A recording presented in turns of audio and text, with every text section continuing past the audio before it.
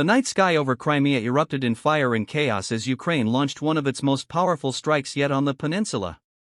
Explosions thundered across Sevastopol, shaking buildings and sending shockwaves far beyond the immediate blast zones. Witnesses reported blinding flashes, the sound of air defense systems desperately firing, and the distant roar of incoming missiles. This was not an isolated incident, it was part of a calculated campaign to weaken Russia's grip on Crimea and disrupt its military operations. The targets were believed to include key infrastructure, ammunition depots, radar installations, and possibly airfields housing Russian fighter jets and attack helicopters. Satellite images from earlier weeks had shown an unusual concentration of military assets in the region, making it a prime target for Ukraine's precision weaponry. Local residents described a terrifying scene as secondary explosions lit up the horizon, a sign that stored munitions and fuel depots had been hit. Windows shattered miles away, and power outages spread across parts of Sevastopol as critical electrical infrastructure suffered heavy damage. Moscow quickly claimed that most of the incoming missiles and drones were intercepted, but social media videos and eyewitness accounts painted a very different picture, one of widespread destruction, plumes of smoke rising for hours, and Russian troops scrambling in confusion.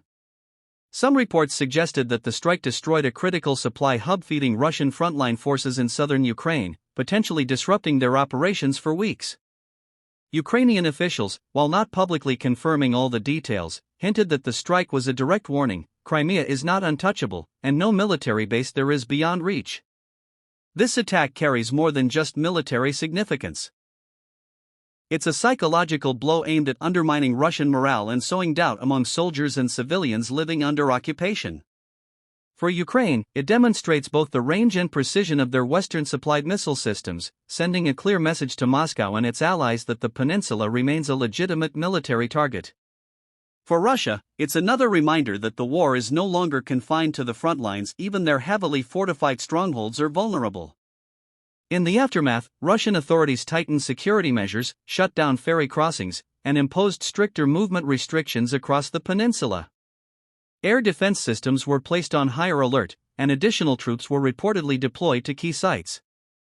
Yet, despite these measures, the strike revealed glaring weaknesses in Russia's defensive network in Crimea.